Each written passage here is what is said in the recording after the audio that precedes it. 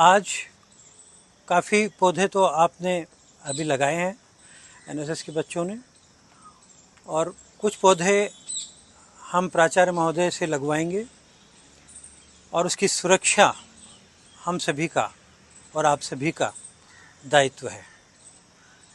हमारे द्वारा नियुक्त किए गए माली या चपरासी पूरे इसको नहीं संभाल सकते। इतना बड़ा हमारा कैंपस है, कहाँ कहाँ पेड़ पौधे हैं, कहाँ कहाँ इनका ख्याल रखना है, कहाँ कहाँ पानी पहुँचाना है, ये हमारा दायित्व है। क्योंकि ये हम लगाते हैं, हमारा इनसे लगाव हो जाता है। हर पौधे से हमें पता है कौन सा पौधा कब लगाया गया था। जितने पेड़ पौधे दिख रहे हैं हमें पता है कि ये कब लगाया था, किसने लगाया था, क्या परिस्थितियाँ थी, कैसे ये बचे हैं। तो हमारा लगाव इनसे रहता है। इसलिए हमारी ही जिम्मेदारी ये रहती है कि हम इनकी रक्षा भी करें और इनका पालन पोषण भी करें। ये हम भी करते हैं। शाम को कई लोग एक्सरसाइज करने आते हैं, योगा करने आते हैं, उनको भी मैंने देखा है कि वो यहाँ पानी देते हैं। तो इस तरह से ये कोई सरकारी संपत्ति ही मानकर मत चलिए। ये हम सबकी संतानें हैं जिनका हमें पालन पोषण करना है थ्रू आउट, जब तक ये बड़े नहीं हो जाते, जब तक ये सक्षम नहीं हो जाते।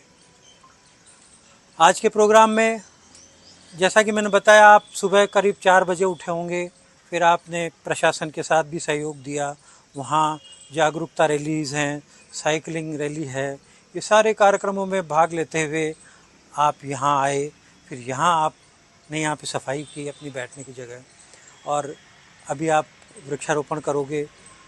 तो ये बहुत अच्छी बात है कि इतने आप जागरूक हो, आप मेहनत से घबराते नहीं हो। ज़्यादातर आप 80% बच्चे दूसरे गाँव से सुबह सुबह निकले होंगे।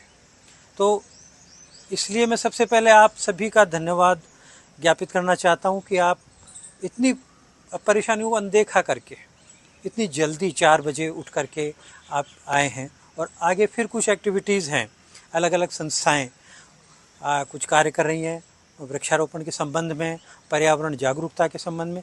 फिर आप लोग वहाँ जाओगे, वहाँ भी काम करोगे।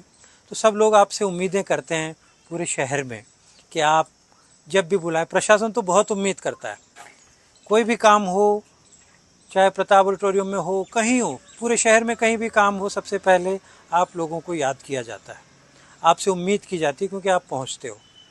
तो इसलिए मैं कॉलेज प्रशासन के बिहाफ पर उनकी ओर से आप सभी विद्यार्थियों का धन्यवाद करता हूं। फिर मैं धन्यवाद करता हूं ये जो एनजीओ से पधारे हुए लोग हैं, मनोज जी हैं, दया जी हैं।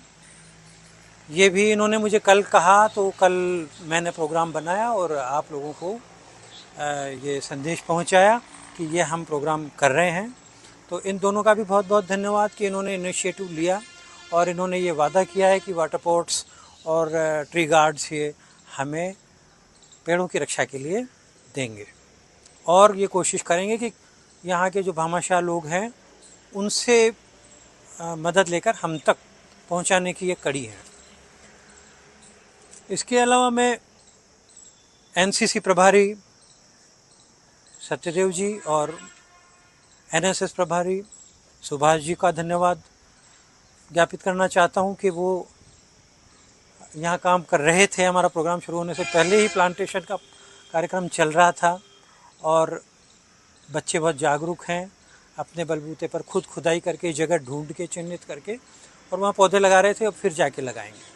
तो आपने इन बच्चों को मोटिवेट किया, इनको बुलाया, जबकि मैंने आपको कम्युनिकेट भी नहीं किया था कि हम ये प्रोग्राम कर रहे हैं। मैं धन्यवाद दूंगा बायोलॉजी का और वरिष्ठ संकाय सदस्य प्रोफेसर कर्मवीर सिंह जी का कि हमारे निवेदन करते ही ये भी तुरंत यहाँ पर उपस्थित हो गए। आदरणीय प्राचार्य महोदय जी और मंच में विराजमान सभी प्रोफेसर, गण्यमान्य विद्यार्थी और मनोज, प्यारे बच्चों, मैं आप लोगों से 1-2 बार पहले भी मिली हूँ और आपने मेरे उस प्रोग्राम में मेरी मदद भी की है, उसके लिए धन्यवाद। और आज सभी को विश्व पर्यावरण दिवस की शुभकामनाएं।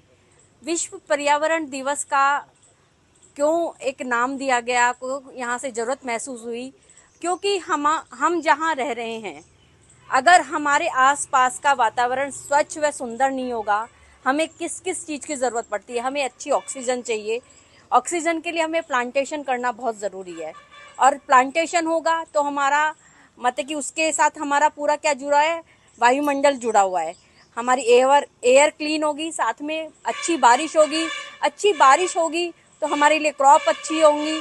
तो सारा, इवन आप बिलीव नहीं करेंगे, अगर अच्छी बारिश हो रही है, अगर हमने एनवायरनमेंट में प्लांटेशन बहुत अच्छा किया है तो बारिश के लिए भी बहुत अच्छा संकेत होता है। जहाँ अच्छी बारिश होती है वहाँ क्रॉप्स और ये सारा अच्छा होता है।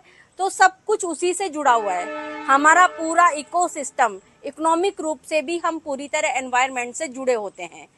तो ये बहुत छोटी छोटी सी बातें हैं जो हमें ध्यान रखनी होती हैं। एनवायरनमेंट का मतलब यही नहीं है कि हमें ग्रीनरी बहुत अच्छी करनी चाहिए, ग्रीनरी तो करनी चाहिए, क्लीननेस भी बहुत ज़रूरी है, जैसे कि आपके अभी प्रोफेसर सर ने बताया। इसके अलावा हमें ध्वनि प्रदूषण भी एक बहुत मुख्य मुद्दा बन चुका है, हमें उसके बारे में भी सोचना चाहिए। ध्वनि प्रदूषण आपने सबने स्कूल में पढ़े होंगे, कौन कौन से पॉल्यूशंस होते हैं, क्यों होते हैं और किस कारण से होते हैं। तो वाटर पॉल्यूशन और नॉइज़ पॉल्यूशन भी बहुत हार्मफुल है हमारे लिए, क्योंकि जो नॉइज़ पॉल्यूशन हमें क्या करता है, धीरे धीरे हमारे ईयर को डैमेज करता रहता है। हाँ, आप सब आजकल हेडफोन का यूज़ करते हैं और ज़रूरत से ज़्यादा करते हैं। तो मैं ये चाहूँगी आप लोग तो समझें, क्योंकि आप लोग बहुत समझदार बच्चे हैं, एजुकेशंस ले रहे हैं और इस तरह की 2 यूनिट से जुड़े हैं, तो ये आपको सब सिखाया जाता है। लेकिन इसके अलावा आप अपने घर में, अपने आसपास वालों को एक अवेयर कीजिए कि हम जितना ज़्यादा अपने कान में इयरिंग बड्स का यूज़ करते हैं, हमारे ईयर उतने ही डैमेज होते हैं। हम बहुत ज़्यादा साउंड में जाते हैं, बहुत ऊंची आवाज़ में हम आजकल डेक चलाते हैं, म्यूज़िक चलाते हैं। आप अपने आसपास जाके भी विरोध कीजिए। मैं अपनी सोसाइटी का बताती हूँ, हमारी सोसाइटी में रात को बहुत ज़्यादा तेज़ आवाज़ में म्यूज़िक चलाया जाता है, तो मैं खुद 100 नंबर पे कॉल करके उसे बंद करवाती हूँ। ये हमारा राइट है। अगर कहीं बहुत ज़्यादा बेहुदा म्यूज़िक चलाया जा रहा है, आपके पास राइट है, आप उसे बंद करवाइए। तो एक इस प्रकार भी आप पोल्यूशन को रोकने में मदद कर सकते हैं, और ये भी एनवायरनमेंट का बात है। इसके अलावा वाटर पोल्यूशन तो बहुत ही खतरनाक है, तो उसको हम कैसे रोक सकते हैं। आसपास कुछ फैक्ट्रियां चल रही हैं, आपको पता है, गाँव में है, कहीं भी है। अगर आपको लग रहा है कि वो फैक्ट्रीज वाले अपना केमिकल वहाँ रिलीज कर रहे हैं, वाटर में इन्वॉल्व हो रहा है, आप उनसे मिलिए, उन्हें समझाइए कि आप आपको तो नुकसान पहुंचा रहे हैं, आप कितने लोगों को नुकसान पहुंचा रहे हैं। तो वाटर पॉल्यूशन में लोग पानी में, जहाँ अभी सुना अलवर में सागर काफ़ी गंदा हो गया था, तो आप जैसे लोगों ने ही उसको मिलकर साफ किया है।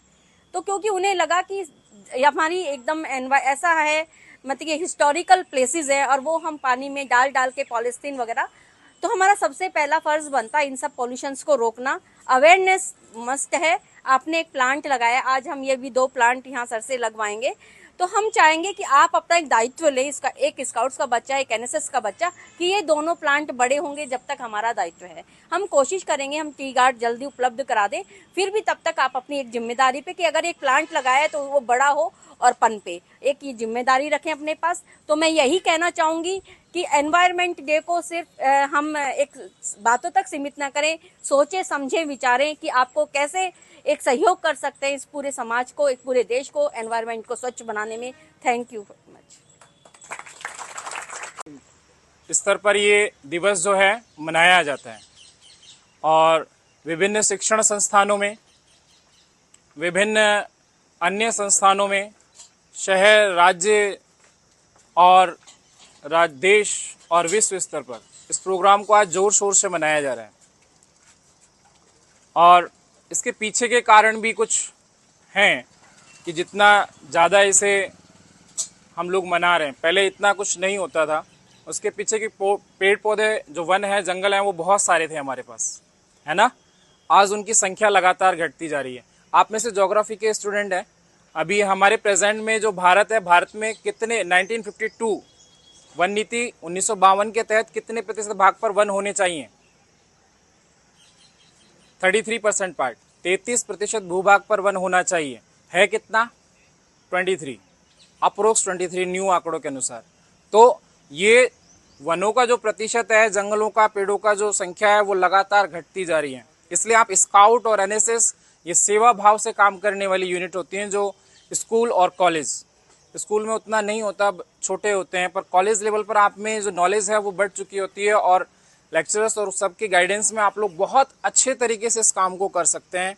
इसलिए आप लोग सेवा कार्य में जुड़े हुए रह करके और ये प्रकृति के प्रति सेवा जो है उसमें अपना महत्वपूर्ण योगदान दे सकते हैं या नहीं? यस। तो